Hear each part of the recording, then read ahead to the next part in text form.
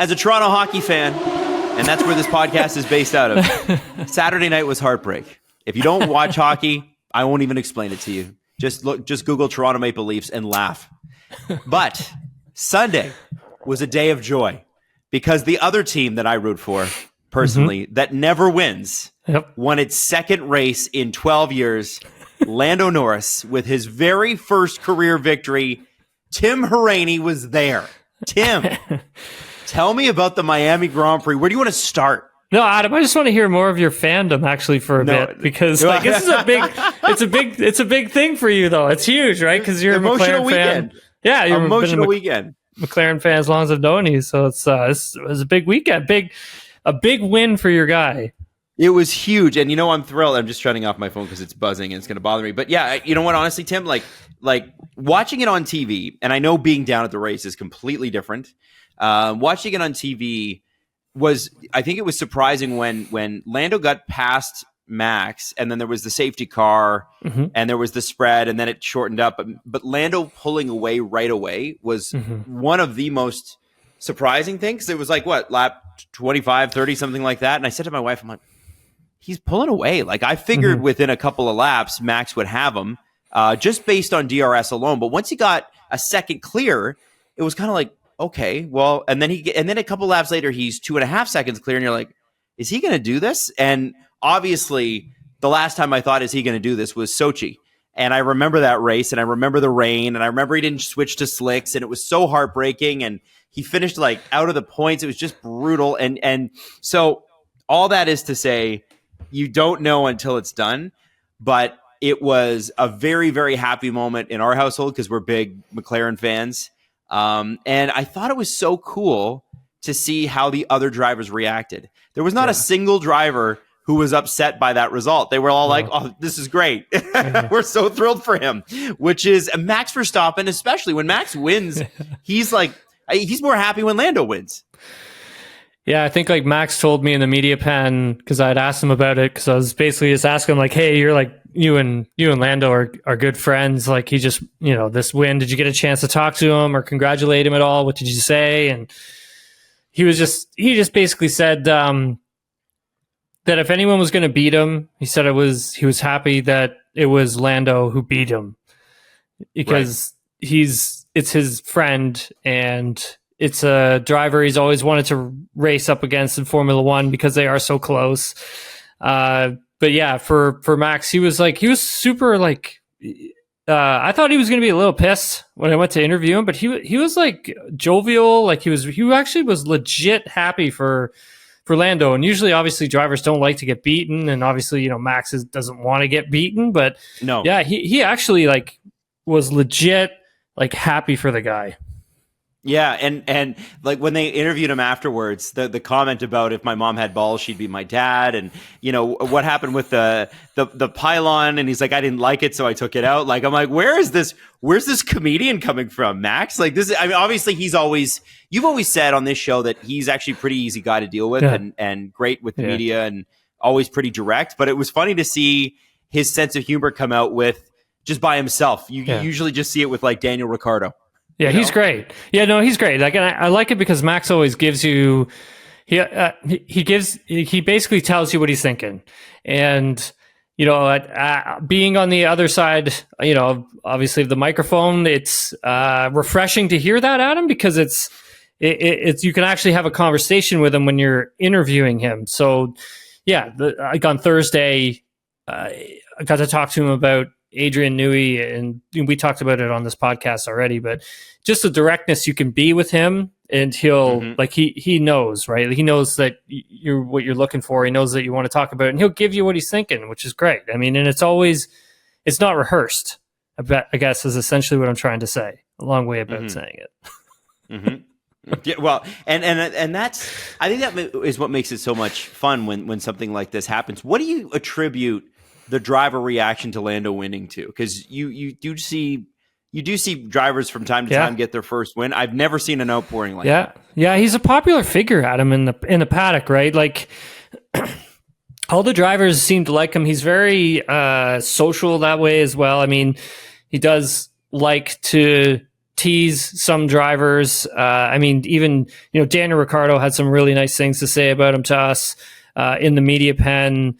So too, like Fernando Alonso even did as well. So did Lewis. I mean, Lewis even came in and gave him a hug when we were in the media, or we were in the media bullpen. Like, it was like just right across from us. And I tried to get my phone out in time to take a picture of it, but I missed it. But just that alone, right? It's kind of like that, the two British drivers embracing each other is like a pretty big thing, because they compete under the same flag, but at the same time, you don't necessarily want to be, buddies with your countrymen. So it's kind of right. It was kind of nice to see. It was nice to see. And Lewis is great that way. I find when it comes to, he's always gracious. Yeah. Gracious is a good word. Yeah. He's always been really great like that. And it's a nice touch. It's nice to see. I mean, I think just Lando being such a popular figure in and around F1, and the amount of negativity that gets put towards him that he can't win or he's never going to win. And Adam, he silenced a lot of people on Sunday. And that's a huge thing.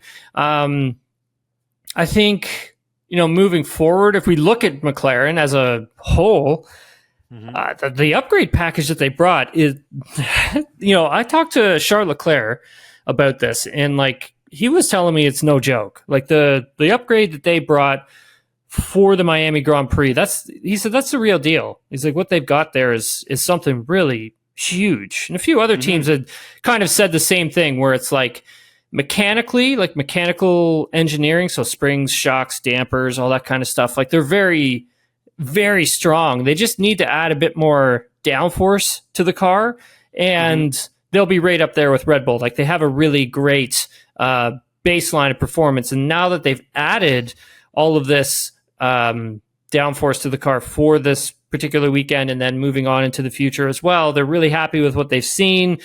Zach Brown wouldn't tell me how much performance they got from it. He was pretty coy on that matter when I pressed him about it, and I respect that, but I really want to know.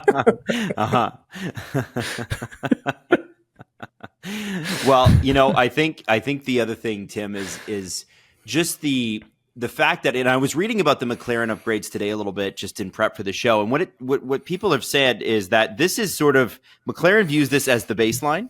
So this is the start of the next set of this car. So they've got this baseline down, and they're going to build on this. And I'm working my way through Adrian Newey's book very quickly here, and it's very interesting when you read Adrian Newey's book, because one of the things that, as a fan, Tim, this would come second nature to you, but for me, it's like, okay, obviously I didn't think that they scrapped a car and built it and rebuilt it every year. But how they choose what to build on is so often what makes or breaks the championship. And I think what's been amazing with Red Bull is they seem to have unlocked something in their car last year that sped it up, got them podiums. I think Piastri won a sprint race, things like that. And then this year, we get a real race win, and nothing against the sprint race. It was awesome this weekend. And then, from here, it seems like this year it's going to be Red Bull mostly, but Ferrari, McLaren duking it out for second place. And we could have, Tim, on certain weekends, a real fight for first place. 100%. We definitely will, Adam. Like, we are going, like I had said before the season even got started, but we have to wait. Like, Red Bull was going to come out with an advantage. They still do have an advantage, but as we get to different tracks, we're going to see different teams that have different strengths really push Red Bull and put pressure on them for race victories. And once teams start bringing bigger upgrades, and I had said this before, once you get to race 8, 9, they do a little bit of the European leg, you're going to see these teams bring massive updates. Ferrari has one coming for Imola. Then you're really going to start to see things shrink, that gap in the race. Now, it's not necessarily qualifying, Adam, that we're looking at. We're looking at race performance, and this past weekend, we saw that from McLaren. They were fast in the race. They didn't have the greatest qualifying car, but they had an incredible race car, and that was the goal for them. I mean, for this weekend, just this car alone, new front wing, new front suspension, front corners, so cooling of the brakes, floor body, the whole floor, side pod inlet, engine cover, all the side pod, the entire thing, cooling louvers, whole new rear suspension, rear corner, so brake cooling inlet, beam wing, brand new beam wing. And so like that's basically almost like a B-spec car. Like that's a huge update. And this is something, Adam, that I think they wanted to start the season with, but since it was going to be so big and they knew the direction that they were going in was the right one, that they didn't want to screw it up. And they wanted to make sure that once they unleashed it, it was going to work just as it's supposed to work, instead of bringing small components here, there, or whatever, or rush it to get it out for Bahrain. They actually took their time with it. And honestly, Adam, I think they've really got something here that's, it's definitely going to put Ferrari under pressure for sure. And then we'll see what Ferrari brings. But there is going to be race weekends where Max Verstappen's not going to win. It's just, he won't. This weekend, Adam, Carlos Sainz was probably the one who was on for victory, I would say, if that safety car hadn't have come out. Yep. And I think Sainz, and if he hadn't gotten a penalty, No, I think we totally get you on that. I think what's fascinating too is that the two people that got hugged last, which were the two notable names, Zach Brown and Andrea Stella. I want to talk about the turnaround of McLaren a little bit, because McLaren were you can go back to, even if you want to go basic, Drive to Survive, the first season. When they talk about McLaren, it's like, well, we don't have a great car, and we've got this legendary driver, and we're trying to give him a car so he'll stay. And that legendary driver is Fernando Alonso, and they can't get anything going with the engine that they had. That car, if you go back and McLaren cars now are just tattooed with sponsors, right? Oh yeah, they're sponsors everywhere. Yeah. But you go back and you look at that car right after the Kevin Magnussen era, basically, and the Fernando Alonso comes back to McLaren era. I think it's post Ferrari. That car is orange and open, orange and blue, and no sponsors. And so business wise, they were a mess. Aero-wise, they hadn't recovered from since after right after the Lewis Hamilton era. I would agree with that. And so this is the crazy thing, Tim, is it takes forever to turn this stuff around. And they've had ups. They finished third in 2020, I believe, and then they've had some down stuff where not finishing where they want to be. But this feels like a massive turnaround, not only financially for them, which has been occurring for a while, but the aero department and the sharpness of the team, and they regularly win fastest pit stop, and you know what I mean? Like the list goes on and on and on. And then also, Adam, I think behind the scenes, when Ron Dennis and the fallout from that, and him, out of the team, and then you've got Zach's getting an offer from F1 to run it, and then he's also getting an offer from McLaren to run them, and at the end of the day he takes the McLaren offer, and it's taken him a really long time. I mean, there was that one point, Adam, I would say in 2020 where that team was close to folding. Like, we almost lost McLaren for good during the pandemic. They were almost gone. So I think when we take a look at just how much work this team has done behind the scenes, and how much that Zach Brown has changed the culture, and how long that's taken to change the culture, and bringing in the right people that have a team sort of first mentality. Like, if you take a look at some of the team principles he's brought in, I mean, I think Gavin Ward's a perfect example, right? He's a team guy. He's good at building a culture, and I think Andrea Stella is the same way, and I think Andrea Seidel was the same way as well. Just bringing in people who are going to build a culture, have a plan, execute the plan, give everybody a trajectory to work towards, and then Zach's out there trying to get the money and the sponsorships, to build up the team's financials as well at the same time. And so a ton of work gone into this one. I think for this team moving forward, it really just seems like they got the pieces in the right places. This new technical structure that we've talked about on this pod before in the past that they've got set up that runs, obviously runs through Andrea Stella at the end of the day. I mean, they really haven't skipped a beat. I mean, I think the only real black mark against them is probably just not being prepared at the beginning of seasons. But by the time they get a few races in or 5 races in and, they're upgrading the car, they're bringing up big upgrades. And that's where that's for me, when I take a look at this team, where things have really changed. It's just really behind the scenes stuff with this team. One of the great moments from the Grand Prix, Tim, was Fred Vasseur putting on a McLaren hat and spraying Lando with champagne, like very funny. That's awesome. It was awesome. I was right there when it was going on. You were there. Yeah, man. Yeah. I was there. He's wild. I love him. And great. I don't know another Ferrari team principal that got away with that. Oh, like, no, it's just his personality, right? Yeah. And I think you can do that when you're probably about to sign Adrian Newey and you've already pulled in Lewis Hamilton. Like, I think you can do stuff like that. He had the Ferrari blues, by the way, look good on everybody. I really liked that look. But what was interesting is reading his interviews today and him saying by Imola, we're going to have a car that's going to compete with Red Bull every day, because it does put pressure on Ferrari. As much as he's in there goofing off and having a good time, he knows that, so Mercedes has fallen off a little bit this year. They'll probably be back. Aston Martin could always be ascended at any time. And McLaren right now they're in the rearview mirror. They're not that close, but they could close that gap pretty quickly. And it's a shame Piastri didn't finish in the points, because they could have probably gained a little bit on Ferrari. But end of the day, if that car keeps performing like that, that's 2 very solid drivers. And Ferrari could be a little bit under threat, I would think. Mm-hmm. Also, their goal is not to finish second. No, not at all. That's the thing, Adam. I did actually I pressed. So we did a one-on-one with Frederick Vasseur after Saturday's qualifying.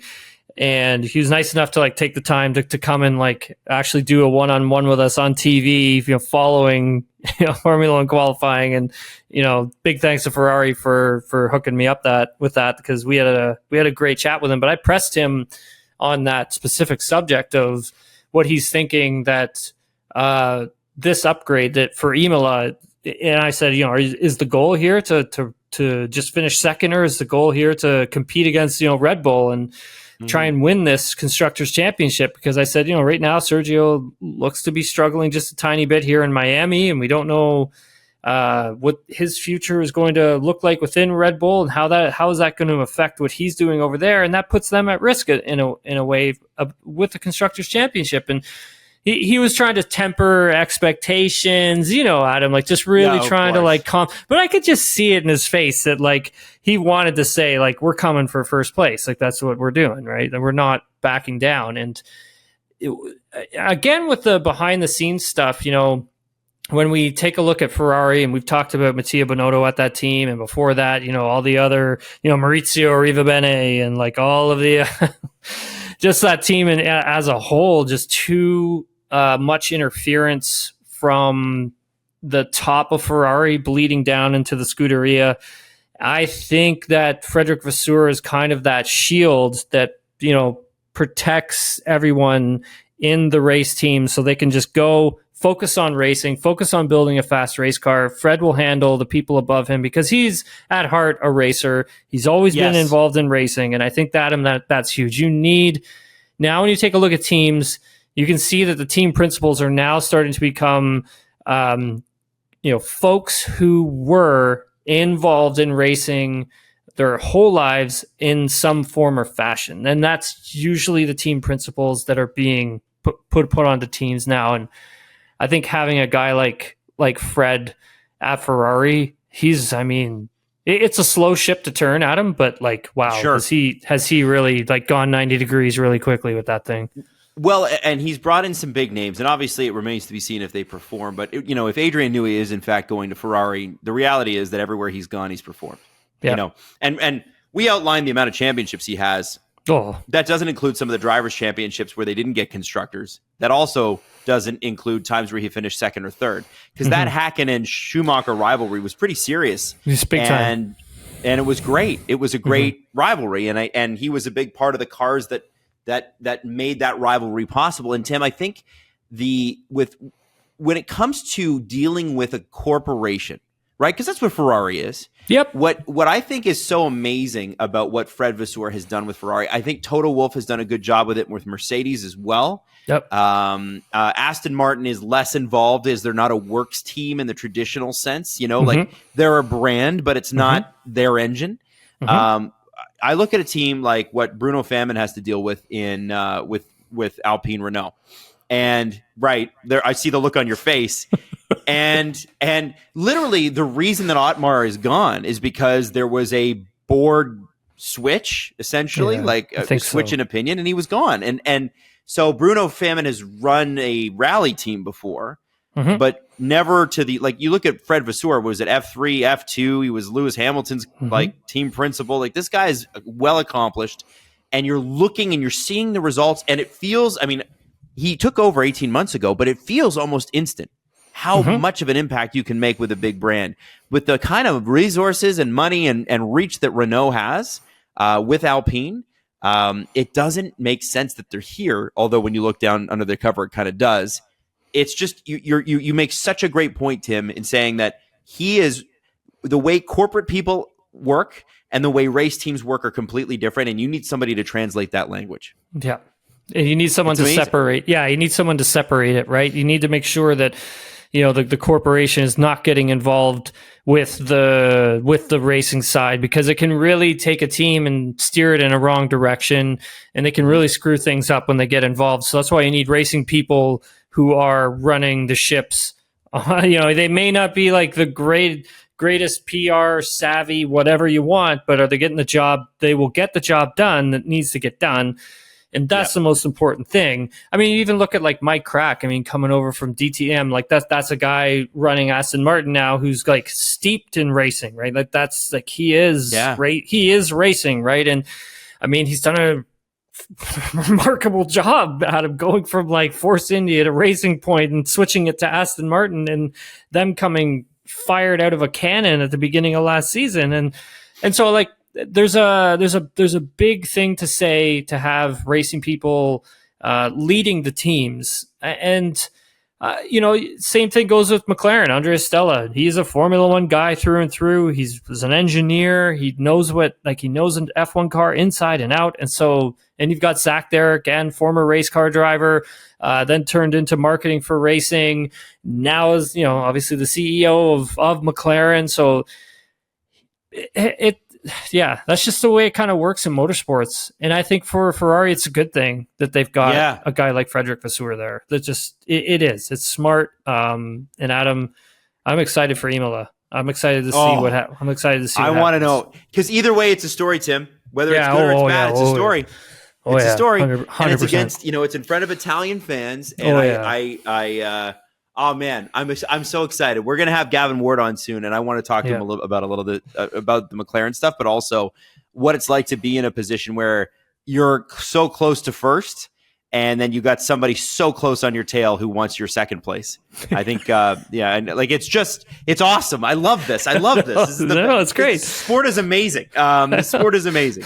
And I was actually, by the way, I was DMing Gavin because he was watching the Leafs game too. So just saying, of course he was. Gavin's on board. Gavin's on board with Heartbreak. Gavin's on board with Heartbreak. Jeez.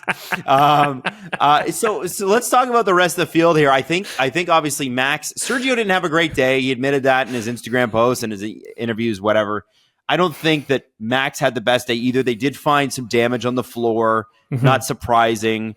Car just wasn't turning the way he wanted it to. And it's amazing because he's still in second, right? Yeah. With a car he's uncomfortable with, that the fact that he was able to put it where he put it, I mean, who challenged him all day except for Lando? Nobody. Yeah.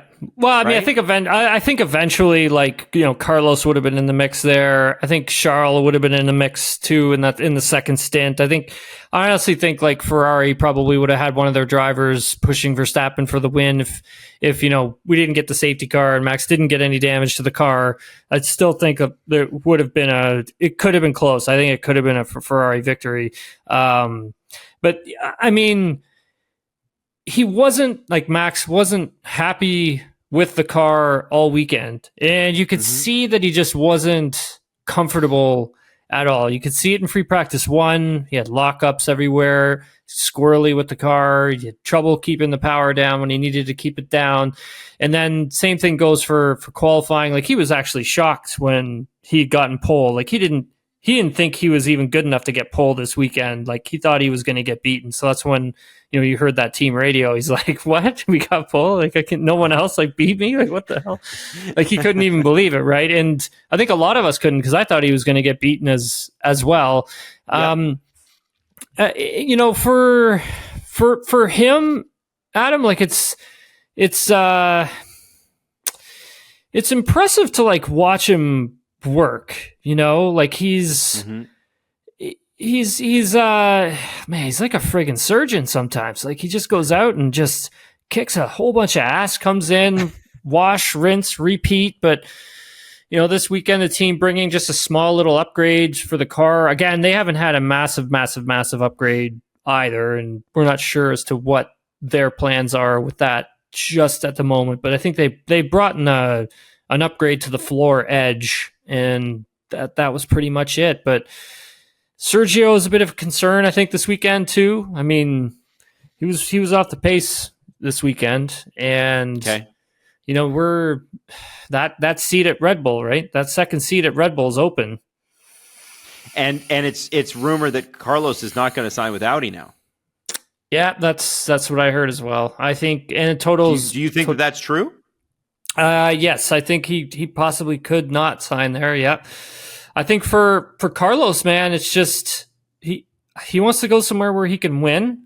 I'm still going with my Mercedes call on this one. I still am sticking with that. I just don't see him going back to Red Bull. But looking at Daniel Ricciardo and and Yuki Tsunoda, I mean, man, Yuki was great this weekend. So was Daniel. Daniel was up phenomenal.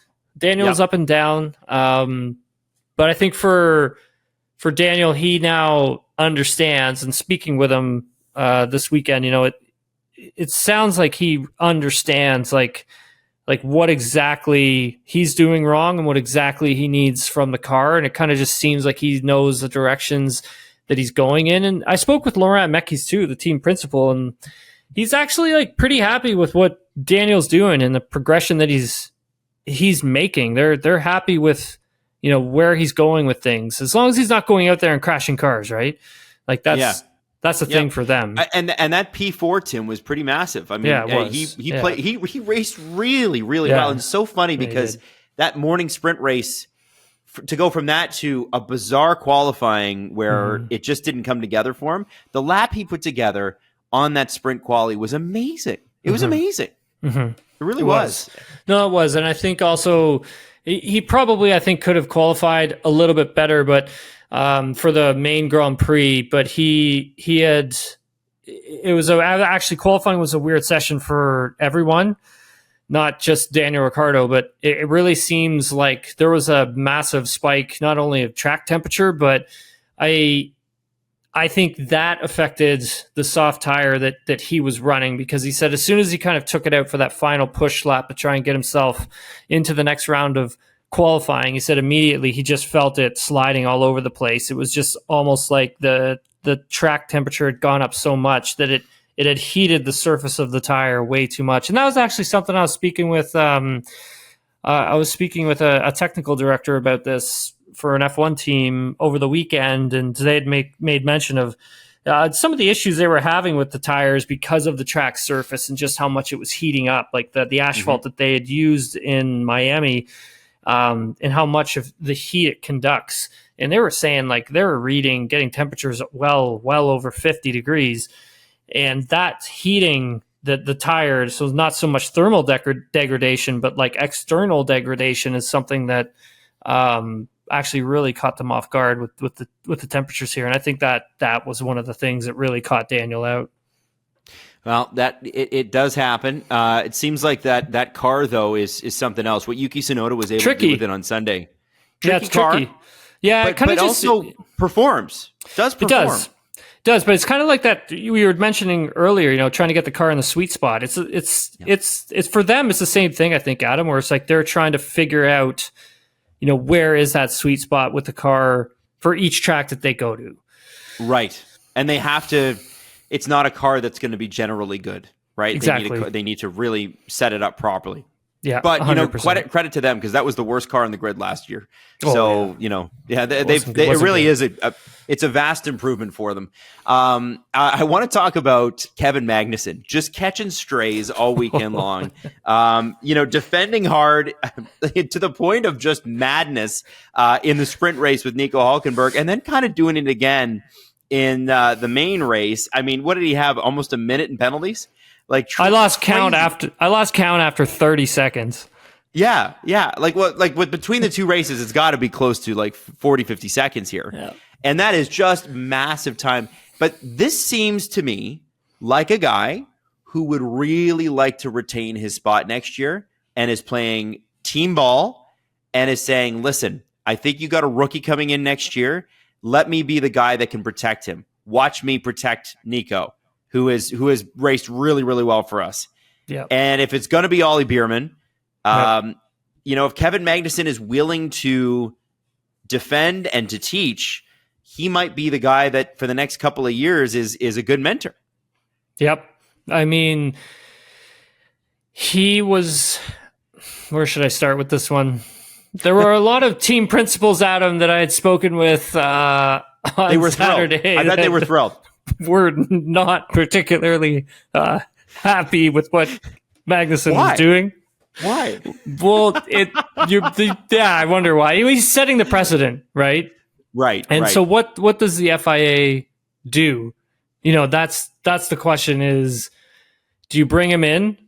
Do you sit him out for the rest of the race? Or do you just sit there and keep giving him 10-second time penalties, right? Yeah. And that's where we get all convoluted with the rule books and stuff like that. And look, I get that he's trying to protect for Hülkenberg so he can hold on to the point, and I get all that. But I think it's like, where is the line that needs to be drawn? Can you just go off the track and hang on to your position? No, you have to give that up. I mean, you flew off the track, man. If there was a wall there, if there's grass, if there's gravel, you're done. That's the end of your race. It's over, buddy. Pack it in. So that is a major, major issue that the drivers are going to have to tackle at the next drivers briefing. And the FIA is going to have to be a little more aggressive, I think, with what it does if it notices that things like that are happening. Because once you let one person get away with it, Adam, they're all going to start doing it.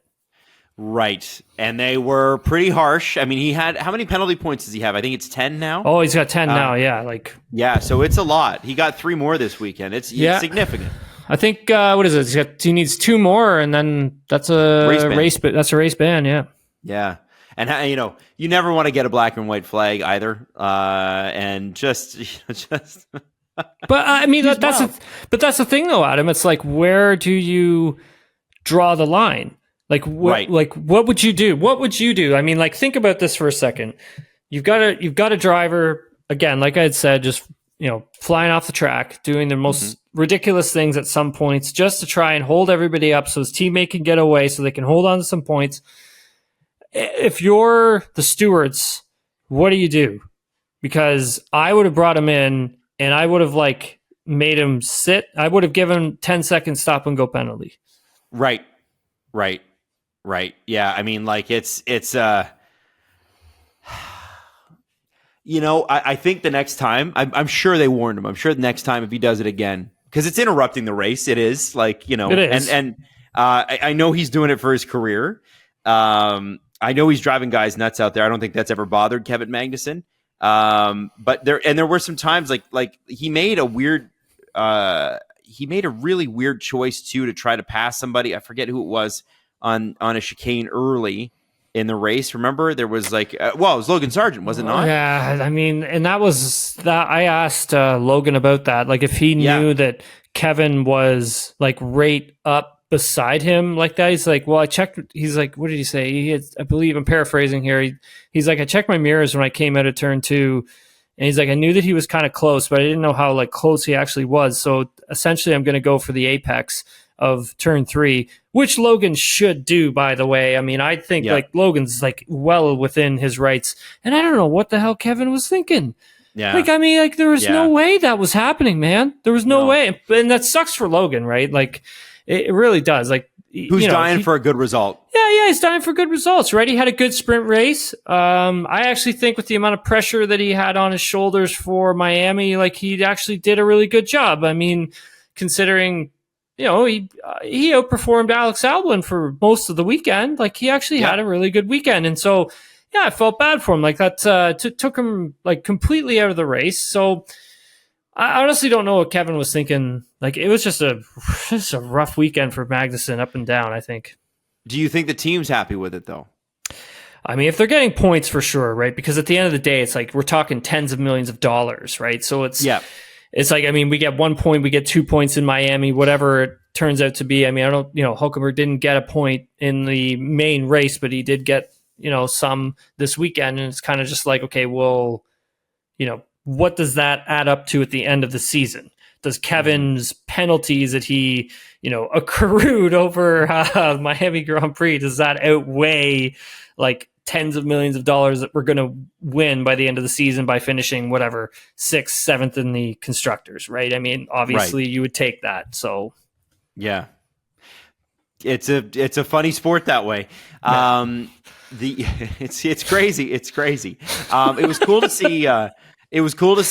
Esteban Ocon and Fernando Alonso go wheel to wheel like they used to do at Alpine, and then take a cool selfie afterwards, like they didn't want to kill each other. Which they liked that. They were happy with that racing. They had a good time doing that. They really did. So. And it was great to see the Alpine look raceable.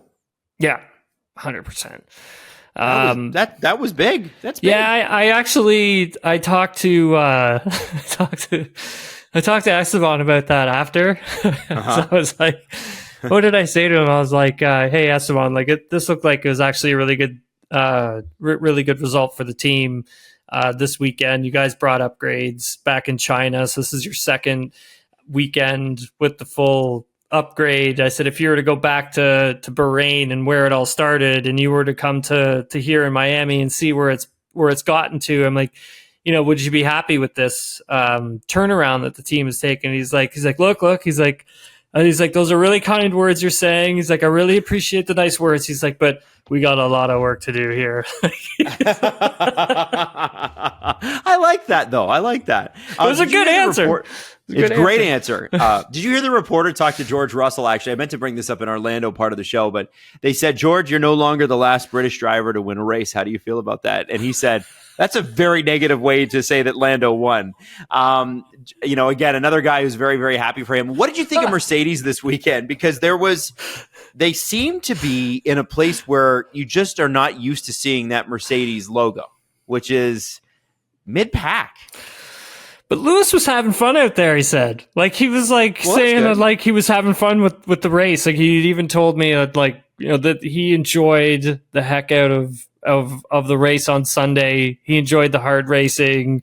It seems so lost, Adam, with getting this upgrade that they've got. And yes, I mean, just trying to get the whole thing to work has been such an issue for them, and trying to find the right ride height for this thing.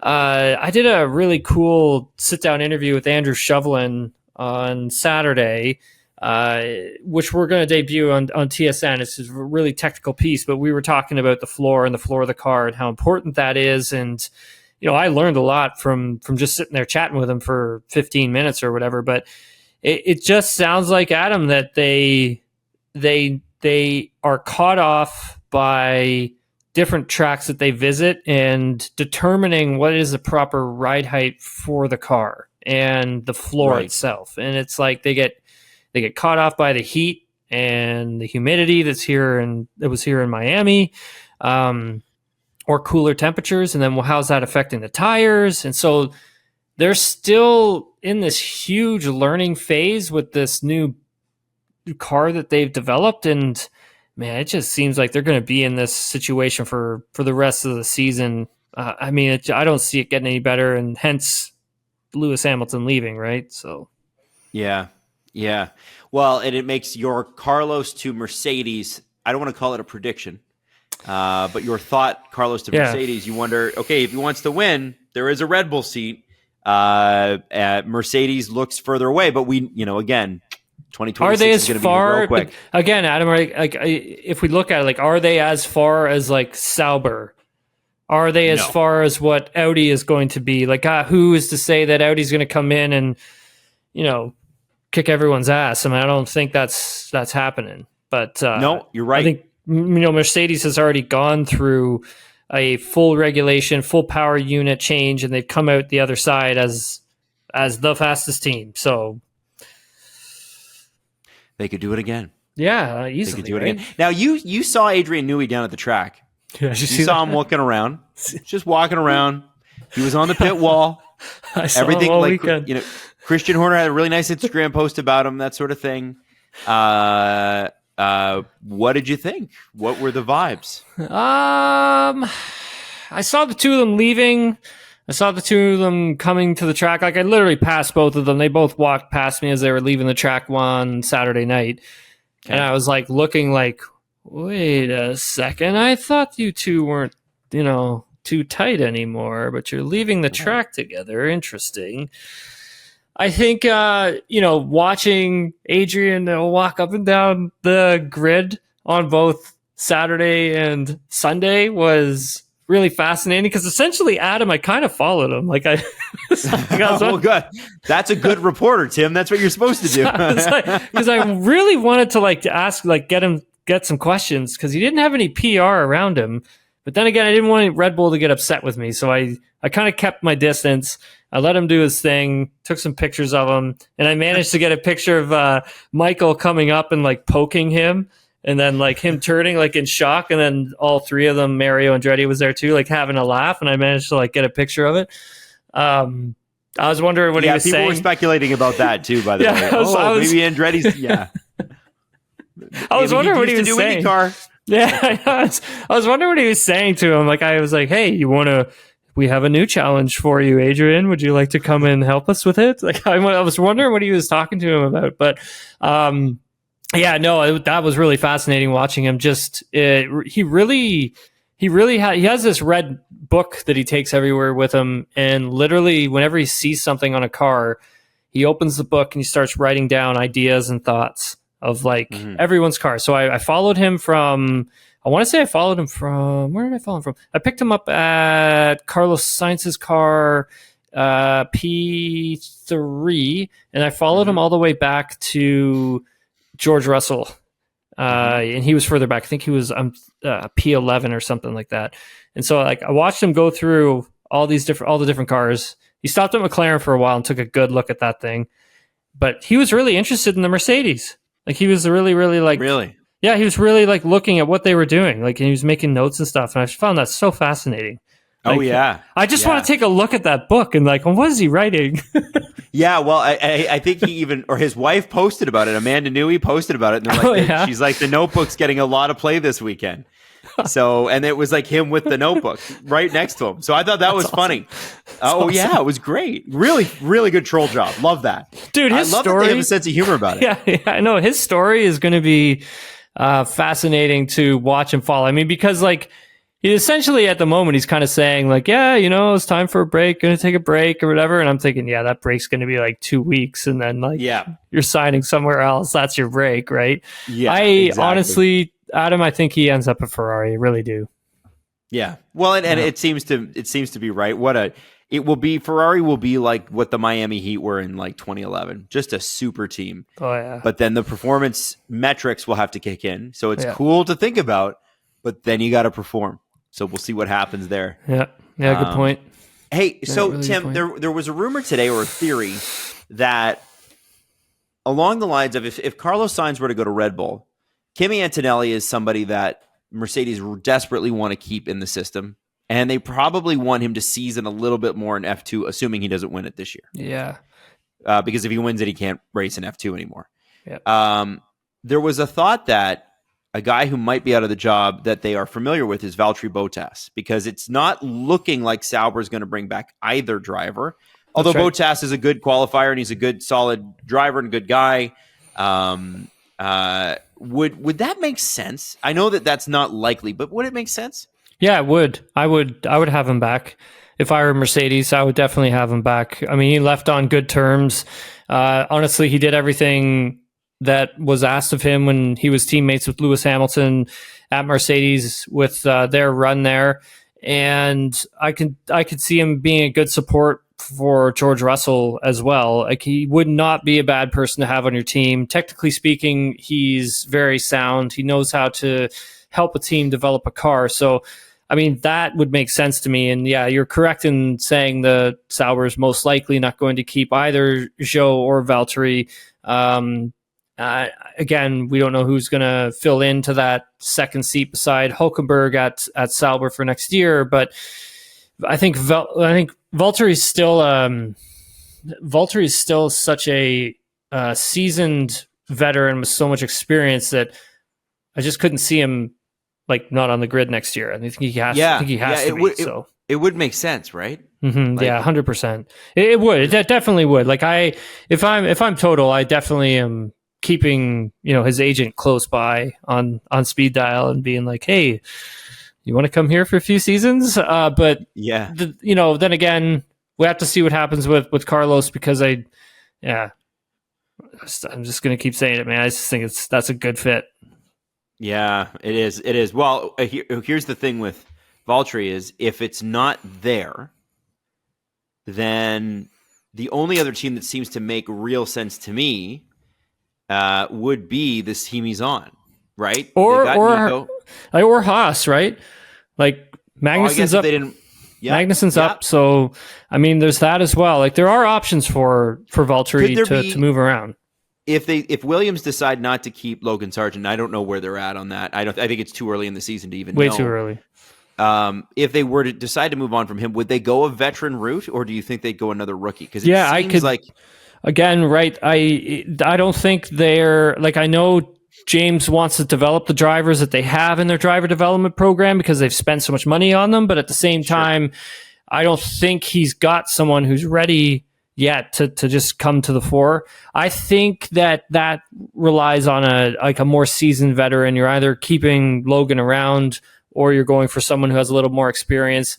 That also would be a seat that makes sense to me at the same time. But someone did ask a question for the pod, and I guess we could probably answer it on here to us. Let's do some debrief questions. Look at us, 45 minutes into the show already.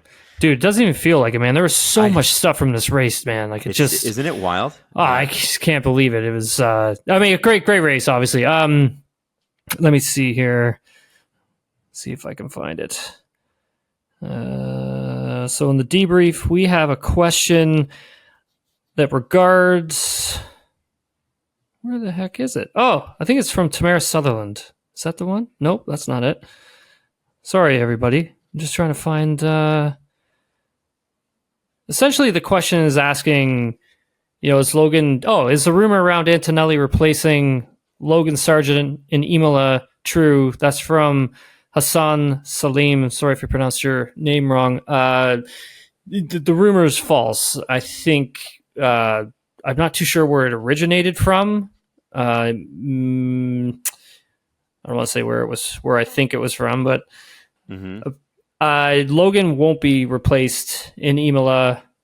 James is still evaluating driver talent. He's still evaluating on what they want to do for 2025 and 2026, because I think he wants to lock somebody up for a little more of a long-term sort of deal. I don't think he wants to be shuffling drivers around again, and they're still evaluating Logan, and he he had told me that in the media pen on Friday. So yeah, Logan's not going anywhere. So yeah. Okay. That's that one. But we have plenty here though, Adam. We have what else do we have? Let's go through them. I mean, like, holy cow. Like Dan Klubine asks, Max was a gracious and funny in defeat this weekend. Will his attitude towards Lando's win change some people's perspective of him? That's a great question. We literally were kind of just talking about that, Adam, and I actually kind of think I think it kind of will. I think it kind of will. Mm-hmm. What do you think? Yeah, I agree. I think there's a Max is very Dutch, and I say that because my wife, who is also very Dutch, comes from a family who's very Dutch, and Dutch people tend to be extremely direct. And in our sort of way of talking in North America, traditionally, we tend to maneuver around a topic, or whereas Dutch people, they go right at it traditionally, and they're known for that, and it's a cultural thing, and they're like, why don't you just out in the open, please? And Max is like that, so it can come across sometimes to us as like caustic or jarring, and it's not. But it has, I think, hurt his warmth within certain people groups because, well, he's winning all the time, and that always, you're going to get the haters out big time when you're winning all the time. Secondly, obviously, that's just who he is, right? And but you're seeing what him being happy for Lando, I think shows deep empathy, because these guys are extremely competitive. And, I think Max has been accused in the past of being cold and unfeeling. Mm-hmm. And that's such a huge part too, eh? Like within the media, within entertainment, within social media, like having that empathy factor from an athlete is huge. It kind of takes their status of who they are, and it really elevates it, doesn't it? And that's one of the things that I've actually seen and learned the most, I think, from doing this job over the past, almost 10 years at this point. But Fiona asks, what was your favorite part of the weekend besides the race? Well, the race was a great part of my weekend, Fiona. I thought that was actually one of the highlights. But I mean, I don't know. I would say like the crew we had from TSN down there, we had a ton of fun. Like, even though we were drinking from a fire hose all weekend, let me tell you. Like, of course. We were nonstop from 8 in the morning till 7, 8 at night, sometimes working flat out. But we had a good group with us. We had a lot of fun, a lot of laughs. We saw a lot of stuff, met some celebrities, got the interview. Oh my God, I got to tell you this story. I didn't do it. Let's go. I want to hear. Adam, okay. So we're on the grid Saturday sprint, and I'm like, oh my God, there's Jimmy Butler. And I'm like a big Jimmy Butler fan. So I ran over to him, and our cable is plugged into our camera. We didn't have a wireless microphone. So it makes things a little bit, just a tiny bit challenging when you're trying to race around. But the funny part is that I'm done interviewing Jimmy Butler, who was great, by the way. And I'm like so excited, right, that I'm about to take off again. And our camera guy is kind of yelling at me. And I stop, and I feel the cord sort of raise up, and I look behind, and it's our camera operator, Wayne. He's lifting the cord so Jimmy Butler can walk underneath it and doesn't get tied up in it. And the thing is Wayne, our camera operator, he is 6'7", and Jimmy Butler looks at him. He's like, wow, man. He's like, you're tall. And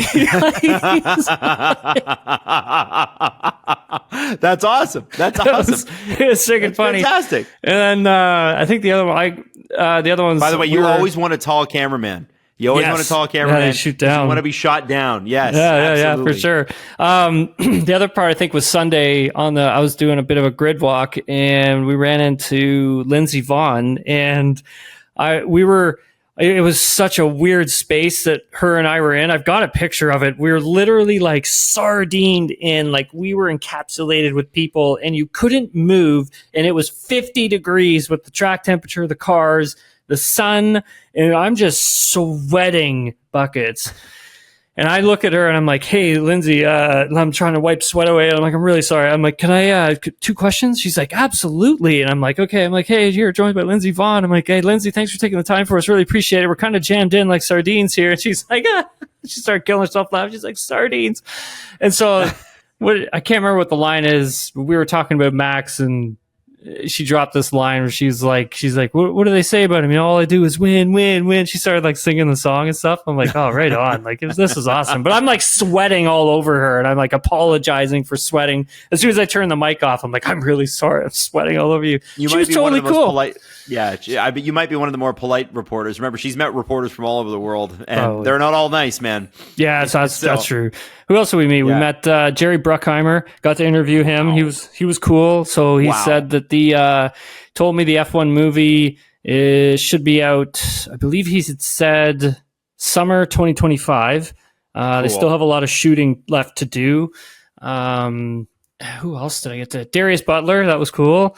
Who else? Oh my God. I tried to get Odell Beckham Jr., but I don't think he really wanted to be interviewed. But I was playing a bit aggressive. I was chasing him around with the camera and the microphone. I'm like, come on, you want to do this? No, I didn't end up getting him. I tried, dude. I tried my hardest. You can't get them all. No, not at all. No, not at all. But essentially, yeah, Fiona, it was a great weekend. We had a lot of fun, and it's a great race. If you've never been, I suggest, check it out, because there's so much stuff that happens at the Miami Grand Prix. Just make sure you're prepared for the searing heat. That's all I would suggest. Parth Ladd asks, is K-Mag driving like a guy who knows he won't be back next year? Well, I mean, we did touch on this a bit. But yeah, I think I agree with that. What Adam had said earlier, I really do think that he is a driver that is driving for that seat. He is playing that team game as much as he can, because at the end of the day, I mean, I think there are some other drivers who are out there that could possibly end up taking his seat. Got one more from Kono Imo. Interesting. Do you think this result is an anomaly or a sign that other teams are catching up to Red Bull? Adam, when you look at this thing from afar, what do you see? Well, I'm seeing times diminish. And again, I think we have to put this in context. When I used to go to races, before the Drive to Survive years, where it was $300 for an entire weekend pass. What a deal! Crazy in retrospect. Yeah, not anymore. And I watched. I say this all the time. I watched Nico Rosberg and Lewis Hamilton lap the field a couple of times, up by 2 laps on everybody. And some drivers, they were lapping up to P10, P8 sometimes. They were, And so for the field to be spread by 50 or 60 seconds, for the top 5 to be 20 seconds apart, 30 seconds apart is a miracle. So as far as I'm concerned, it looks to me like they are. Mm-hmm. And I've said it since last season. If you ignore the fact, and I know this is a big thing to ignore, that you're watching greatness with Max Verstappen and that car and everything else, the racing behind him is some of the most competitive I've ever seen as a motor racing fan, as somebody who has no expertise in it, has only ever had a pedestrian driver's license. For me, as a viewer, I'm really enjoying it, and I think they are catching up. What do you say? Yeah, I think so too. There are teams that are catching up. I think one of the most impressive things, Adam, I think is just how competitive Ferrari still is with the lack of upgrades that they have brought. They haven't really brought anything to this car. Think about that for a second, and then think about the amount of upgrades that teams that are further behind, like Aston Martin has brought in big upgrades, McLaren now with big upgrades. You have other teams that have brought in big floor components, Alpine brought big upgrades, Mercedes has brought big upgrades, and so I would still say I am just really impressed with where Ferrari is punching without having really upgraded that car at all, which makes me wonder, once they start actually bringing big things to this car, where is it going to go? That's why I think, man, I think we could be in for some stuff later on this season for sure. I can't wait. Do you want to run through grid rival real quick? Because God, I'm getting. Dude, I fell. Dude, check this out. Hold up. Look at this. Look what I forgot to do. Oh no, you missed a week. Well, you know what, such an idiot. Such an idiot. I didn't do great. I did not do great. I had a good lineup. I thought I had Lando Norris, I had Charles Leclerc, I had Oscar Piastri, and I had Magnussen and who did I have? I had Magnussen instead of Hülkenberg. and I had Ricardo last week and not this week because that would have been big points for the sprint race. And then I had Williams, and it's just and so not a great week for my salary cap. And I've fallen. Remember, a couple weeks ago I was in 16th place. I'm now in 85th. So at least you're not 312th, dude. Like wow, the expert's at 312. That's fun. I like that. This is a great storyline, Tim. It's a horrible storyline. Who are the top five? Sunhar. I believe Sunhar is still in the lead. Hominator. Sunhar is still in the lead, although he did go down slightly. Okay. Hominator and Noah Blake, 58. Yeah. The new top three. We got Michael. We got a pretty tight field there. Dude.